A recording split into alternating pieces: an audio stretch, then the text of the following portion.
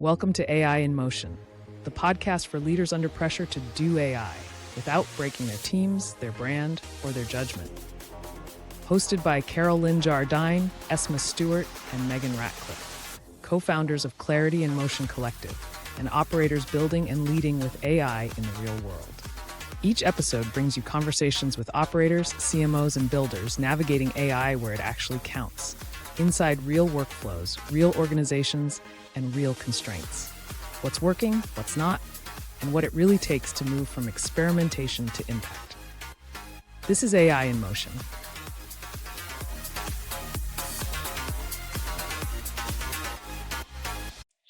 Well, hello, Heather Hurst. Carol-Lyn, good to see you. It's so good to see you. I'm going to speak to the audience for a few minutes because I want to introduce everyone to my good friend, Heather Hurst, who we have known each other for over 10 years now Yeah. and had the opportunity to work together a couple of times.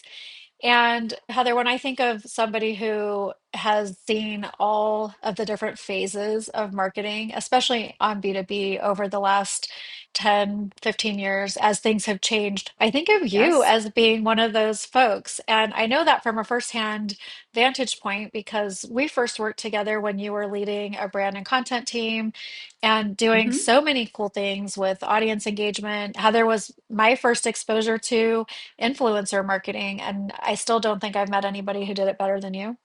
Thank you. True. And then also have worked together again when you were leading brand PR, analyst relations, I believe, for a generative AI company. So you are not hmm new to the AI world. It's fun that we both got an early intro to what was coming at that company Yes. together. And today you are leading all of marketing for Canopy. Do you want to give hmm us just a little bit of a taste of what your day to day is like there? We are a practice management solution for accounting firms. We're in a highly seasonal business selling to accounting firms. Many accounting firms do some degree of taxes. So, tax season is our time when we really plan and build. And then the summer is when we just go. So we're in that quieter season right now with tax season. And it's a great time where we're looking at how do we better build out our processes and how are we ready for that super fast takeoff time.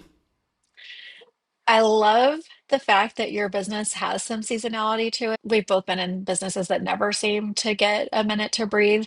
So I love the fact that you get that. What are some of the things that you are thinking about when it comes to leveraging your downtime as opposed to the fast, go hard times? We are building out all of our campaigns. We are planning our product launches. We're getting our trade show booth designed and built and ready to go because starting in May, it's just nonstop travel and trade shows and webinars. We try to get as much of that as possible in the can ahead of time so that nothing becomes a big urgent crisis when we're a lot busier. We can pace ourselves because we planned ahead, we know what's coming, and we leave a little bit of room for that little bit of unknown.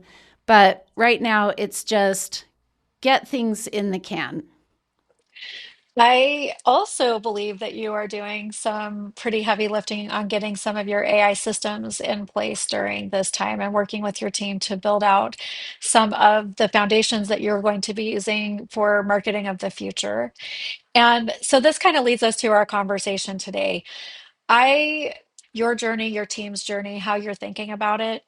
And hmm one of the first things I'd love to hear about from you is you've got such a great background leading teams through a lot of different tech cycles.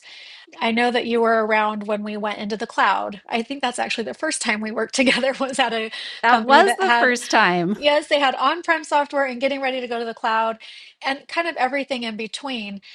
So now that we're looking at this next big transition that we're making as AI becomes part of how we work, what is one of the things that you think everyone is getting wrong about AI adoption right now? I think the tricky thing with AI adoption, and I'll look at my team specifically, we had to get a bunch of people to all catch up to the same place together. What we had done for about a year or so before we started working with Clarity in Motion was we just let people try anything they wanted, approve any software that wasn't $1 million for them to go out and test. And we did have some really great early adopters who were embracing it and getting really excited about it. But because marketing is a team sport, you have to have everybody in the team operating at somewhat of a similar level. You can't have someone who's totally AI proficient over here and another person who has not even thought about it over here. So what I wanted to do was really bridge that gap between how do we get the laggards to catch up and embrace the vision of AI, and how do we get those people who are out in the front already to be our evangelists internally to help everybody get on the same level of playing field. Our biggest win from Q4 last year was we really got everybody excited about AI. Everybody is at this great level of fluency. We have a system that we have a library for. People can leverage GPTs that other people have built. So we're getting to that team level use of AI that's really helping the team now understand what it can do for them. And I like to think we're moving now into a period of we were in how does AI automate things that we're already doing? Now we're looking at how does AI make the impossible possible? I love that shift in thinking. Your team has been an example that I've been sharing a lot of a group who has actually tapped into leveraging AI to make something they never would have tried before into something that is Mhm. actually doable today. You've got some good edge use cases for that, which I think we should get into in a few minutes. We can't just apply AI on the edges. You have said this in the past when we've been talking that you believe that leaders are responsible for the environment that the teams operate in. And so it takes some Mhm. thinking and some planning as a leader, both you plus your direct reports and those who are responsible for their teams, to actually put some structure in place. One of the things that I think is interesting is a lot of people are looking at AI as just another tool. How do Mhm. you look at it as a system rather than just a tool? I see it as a system and a part of the marketing org.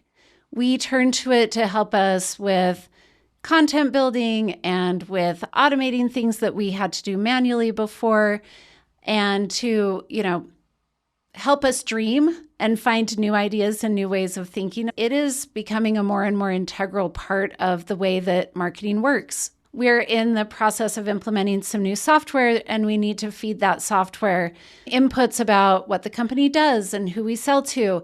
And so instead of going around and talking to product marketing and talking with content and demand gen, the person who's leading that initiative went to our persona GPT, our messaging GPT, and working together with that ecosystem that we've built, he's been able to fast track this immensely while working within the systems that our whole team has built and is leveraging. Thinking of it as this system that's working alongside us has really helped us see the vision of it.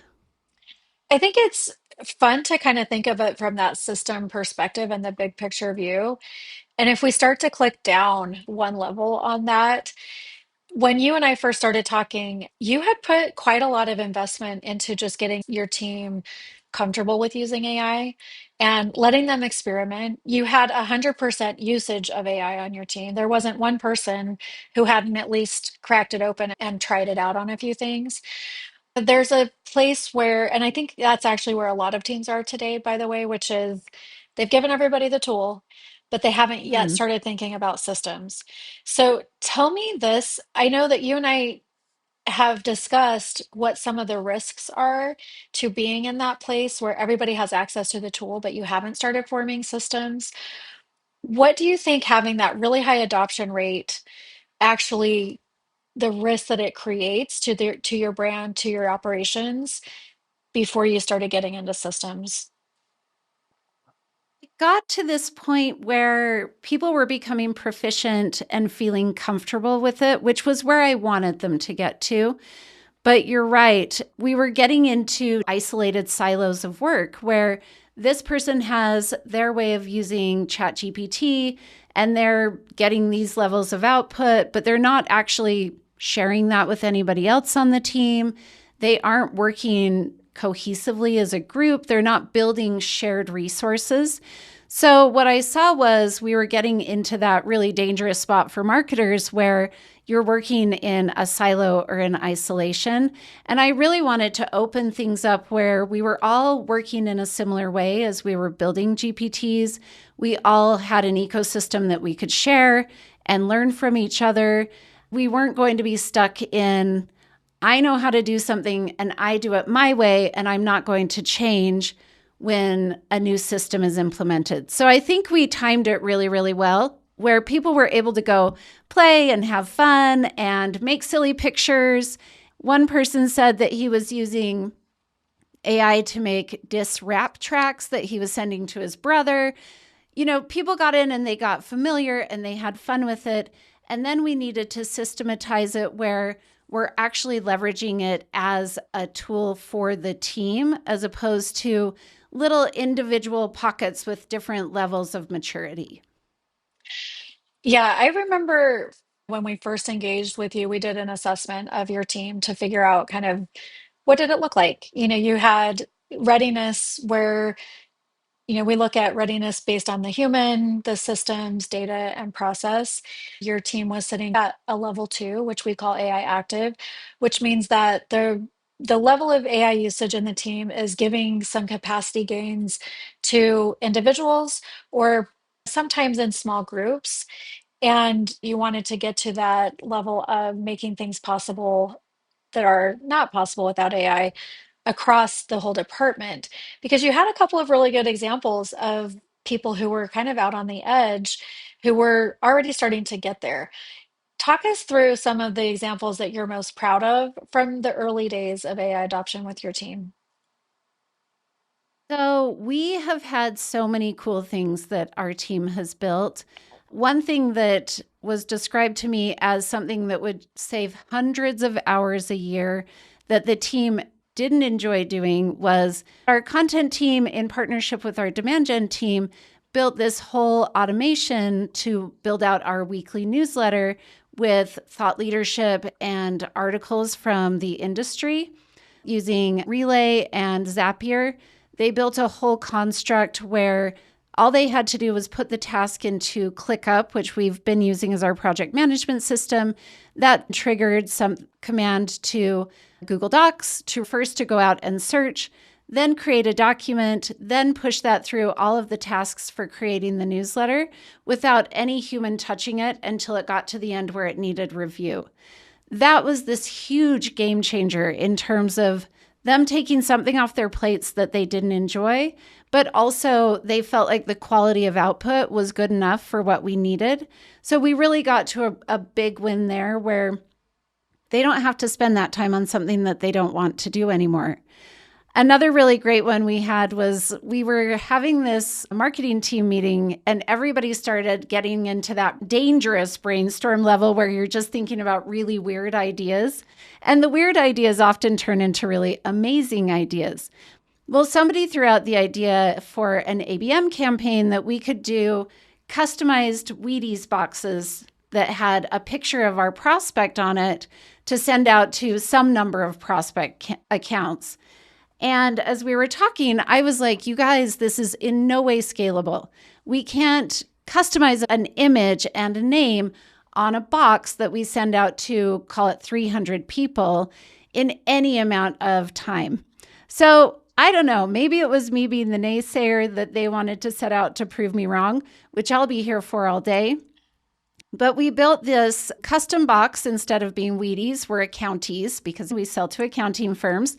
We pulled the LinkedIn profile pictures for about 300 people using AI to scrape, put that into a database. And we had an AI prompt that ran on all of those pictures where it turned all of them into kind of this similar cartoonish figure of each person. Then we just had to go through it and catch all the little mistakes that AI made. It wasn't very good at connecting glasses, stems. It wasn't very good at seeing where hair should break off if somebody had a bit of a tire on. So we had to go through and clean them up, but we ended up being able to make over 300 custom boxes that made a humongous impact on our accounts. We had one person post on social, I got this random package from a company I met at a trade show. I guess I should go take a demo of their software, which was what we wanted in the end. We were able to do this campaign that really opened my eyes to this shift that AI is giving us, where instead of thinking totally about it just reducing work like it did on our newsletter, it opened up this whole world of opportunity for things that before AI we never could have done. It would have been completely irresponsible to spend the amount of time with our creative team building those without having AI to benefit from. We've had so many of these little aha moments that have led to these amazing either time savings or new campaign opportunities that have been incredible. That's so fun. And those were the types of things that you were doing prior to thinking about needing to create systems. Well, I think you already had the idea that you needed to create systems, but before you had a plan or an approach to creating the systems. And that's what you've been really focused on the last few months is starting to say, okay, we've seen these really great edge cases emerge that gave us the hope where we could Mhm. spot the capacity gains, we could spot the creativity wins. But now, how do we bring that impact so that it levels up the whole team instead of just pockets of the team? Tell me this, you have been focused on building out your ecosystems of AI teammates, and you mentioned a few of them earlier in the conversation, but which ones are you looking at as being the backbone or the game changer in leveling up your whole team? A few of them that I can name. First of all, we have a requirements builder to build GPTs, which has been so great in bringing consistency to the way that we build GPTs, and something that we never would have thought of on our own. We just would have been, fat fingering through a build and gotten something pretty good, but we wouldn't have the level of consistency and thoroughness that we have as a result. That's the core one that everybody goes to when we're going to build something new.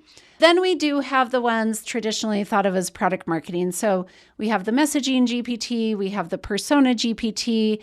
Those are the ones that are really foundational to feed into our others. So to feed into copywriting and email writing and looking at topics for our podcast, those have really been helpful in feeding the others so that we stay on brand and on message and we continue to speak really well to our audiences in a way that has cut down a ton of the effort of tapping on the shoulder of the humans to ask them a question you've already asked them 500 times. We're able to get that through systems, and we don't have to bug the humans for the 501st time. I love that. This is one of the things that I've kind of gotten on a soapbox about lately, which is people can go find capacity gains, they can find automations, they can find fun one-off things to do with AI. But the marketing teams who are being successful in scaling the impact of AI have really good product marketing foundations.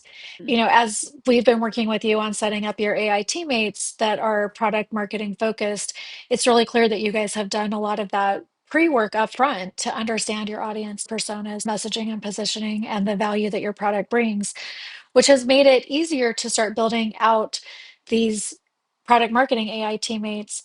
But in the process, you mentioned the requirements builder, as you're going through building them, it does prompt you to start really digging in to say, how good is this? You have actually been very hands-on with the product marketing builds. Have there been any aha moments where you recognize like that's something we needed to shore up a little bit before it was AI ready?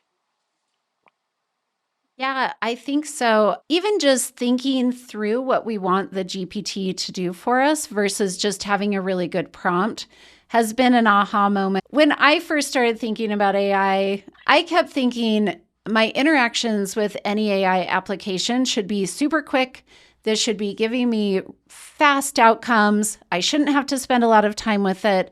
And what I really realized was number one, the mindset shift that you may not spend 1 second, you may spend an hour or two working with your systems or building out a new GPT, but you have to do it in a really quality way in order to get some good outputs. And I think that the very first thing that we needed, or at least that I needed, was a mindset shift. And then it was identifying all of those areas where you think of the obvious things of using AI. You think of copywriting, you think of headline writing, you think of having it do these tasks that are very core and foundational to marketing. But stopping and thinking about ways that we could leverage it that we just had never really considered AI for. Like, for example, we built a GPT that has all of the transcripts of our podcasts, and it's built to prep the whole podcast process, but also ensure that we're not duplicating topics. So it helps our producer in coming up with topics and making sure that the content is going to be different enough than something we've already put out, which we hadn't even considered that idea for AI until we got in and got building. And there were all of these places where we could think differently about how we leverage it. So I think there have been a lot of aha moments. There have been a lot of moments in building the requirements where it will say, you need this amount of reference material, or you need this to help inform the GPT. And we've hit a wall and had to go build a better messaging framework, for example. That was one where we kind of had these scattered messaging frameworks and we wanted to build a GPT to help us build messaging, but we needed a really solid foundation of what we wanted that output to be.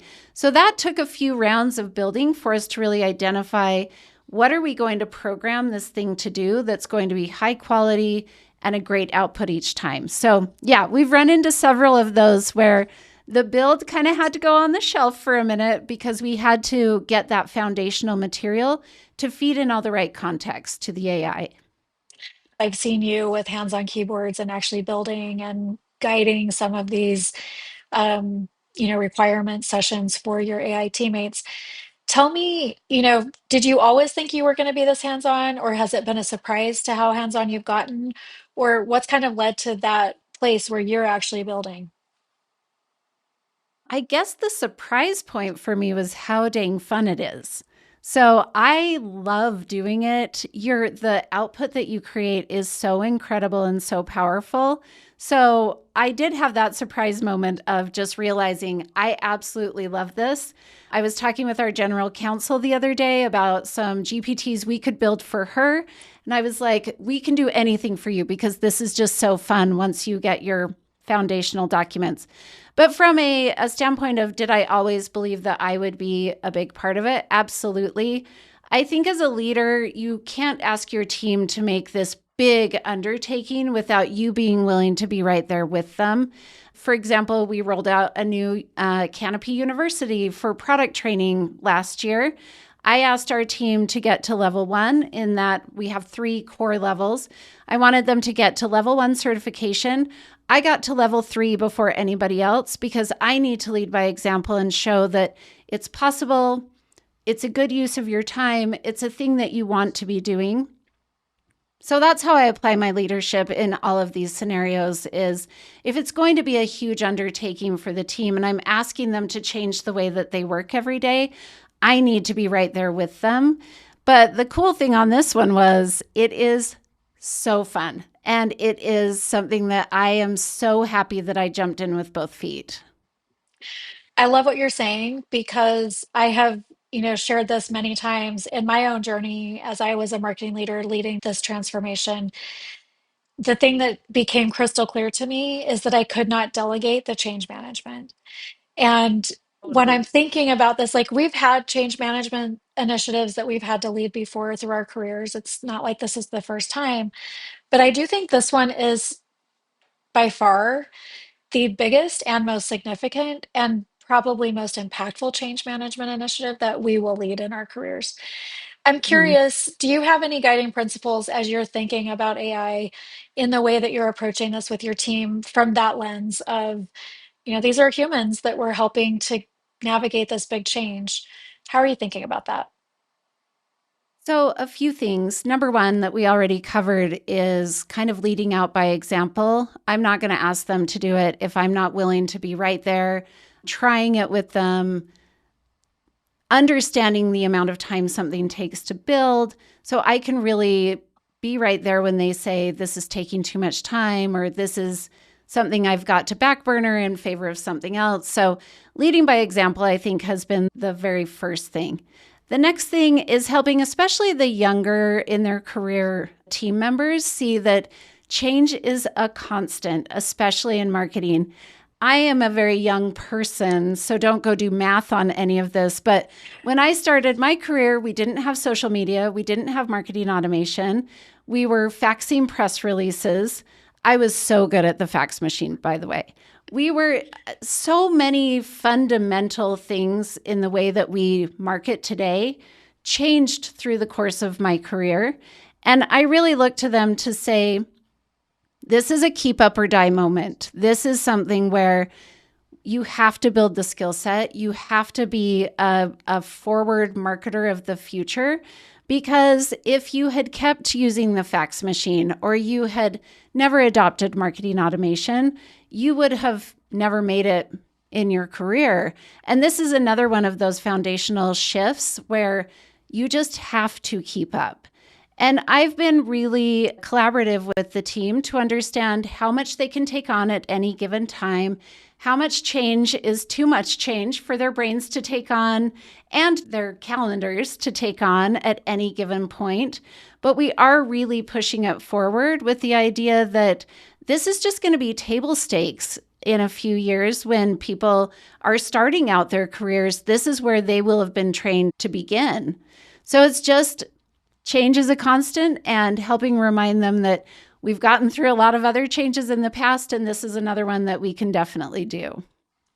I think you're a great example of being very human about this. I have not yet heard you say anything to your team or to us about, driving for an automation before your team understood the reason, or getting to an AI teammate to help with a certain part of work without really thinking through whether that was going to be the right team AI teammate to bring into the mix. So I just want to commend you on being human first about this because this is a stressful time for people. It very much is. And it has left a really great door open where the team is thinking about it in each of their own ways.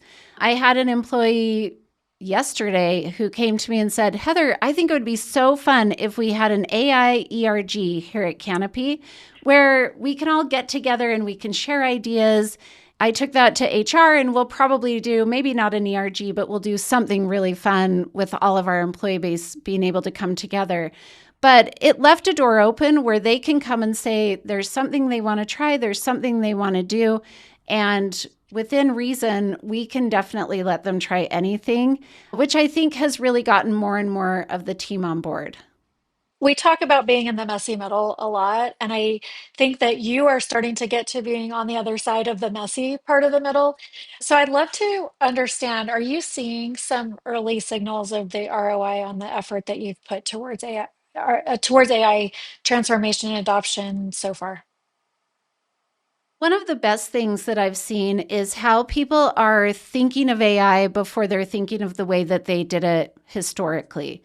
And that is such a humongous shift where instead of tapping someone on the shoulder or asking for a meeting, people go to AI first. And that I think has been the most transformational moment for me is seeing that this has become just a part of the way that we're doing business. And I don't know if we're ever going to leave the messy middle because AI is evolving so quickly and there is so much to learn on any given day. I think I've just accepted that this is where we live now for the foreseeable future. But the most encouraging thing for me has been just watching the team really embrace it. And the more that they're talking about, okay, so I went to this GPT and that GPT, and then I started a project and then I built a thing. And I did all of that before I thought about doing things the traditional way that we would have done them. And that's where I'm just so excited that we're getting a ton of breakthrough. Back when you and I first started talking about AI at Canopy and kind of what your journey looked like, I remember you saying to me, it's a little bit like the Wild West, and I'm not 100% sure where to start. And That is Yes. kind of when we started talking and we did the assessment and got you going, and that helped kind of give some direction on how to help people start. If you were giving advice to another marketing leader who was saying kind of similar things to you, about kind of trying to figure out where to start first, what is advice that you would give them for Monday that they could go and maybe take action on with their team to start figuring out that question of where to start? Well, I would absolutely say to call Clarity in Motion and set up an Well, thank you. assessment because that was the only way we were able to do it. We had tried online trainings, we had tried all of these things, but everybody was at a different point. And until we worked with outside consultants, we just couldn't level set everybody to where they were. We couldn't meet people where they were at and bring them up to where we needed them to be. It was just way too hard. So I would say the first thing would be go find a consultant. Clarity in Motion has been amazing for us who can help you on that journey. But if you're not ready for that, or if that's not something that you can do, I would say start talking to your team about what they're doing. Get a really good read on where they are at this moment and get a read on who wants to be at the forefront, who's going to be your early adopters, who you can turn to help build your center of excellence around, and just really get an idea of how much change management you're going to have to do with the team and who already has some incredible skills you can capitalize on. Last but not least, in our conversation today, I'd love to hear about things that are kind of on the horizon for you when you're thinking about the usage of AI. Like, what are you thinking about it as far as how it's going to impact what your team's doing maybe 6 months from now? One example we already launched was we would never be able to do any sort of TV advertising. And our demand gen team wanted to do connected TV ads. They're inexpensive, definitely not high production value. And so that's something that would have been a no for us before AI. We just wouldn't have been able to give the money or the time to it. But our team came on board and worked with our creative team to make an AI generated TV ad. It's a 30-second ad. Is it as great as it would be if we had filmed it in person? Probably not. But does it meet the requirements of what we're trying to accomplish with connected TV just to test it and see if it's a good channel for us? Absolutely. So I think we're going to start seeing more and more things where the team stretches the abilities of what we've done historically, and they look for new ways to accomplish things that before we were never able to do. For example, we have a really robust approach to trade shows. We do a lot of trade shows every year. I can see us leveraging AI in some cool ways to make trade shows even more effective for us. I can see our content becoming a lot easier and more robust because we're able to put AI behind it. And I think that doing things like competitive intelligence and all of the things that take a lot of time that you have to keep your finger on the pulse of on a daily basis, I think we're going to be able to use AI to make that a less time demanding task for teams like product marketing, where we can just have it be something they review every morning as opposed to really having to dig in and go search and find. Okay, fantastic. Well, in this conversation, is there anything I have not asked you about that you wish that I had or that you would like to share with other marketing leaders about this journey that you've been on? I think the main thing that I would say is I definitely have had laggards, and I have a few people who are still sort of catching up. But just getting started is the best way to get them excited about it. That's been so game changing for us because I had one of my more resistant team members came to me this at the beginning of the year and said, "My goal for this year is I'm going to embrace AI. I am going to make this a big part of the way that I work, and I'm really going to get to understand it." So I would say don't give up and jump in and push. And just know that if you meet people where they are, you're going to have a really successful outcome. Well, thank you so much, and congratulations on the wins that you've already had. And I can't wait to see where your team's at a year from now. It's going to be inspiring. Thank you so much. It's been all with your help. All right. Thank you, Heather. Thanks for listening to AI in Motion. If today's conversation sparked an idea, share it with your team or continue the conversation with us at Clarity in Motion Collective. We believe AI should give people and organizations clarity and momentum, not more noise. Until next time.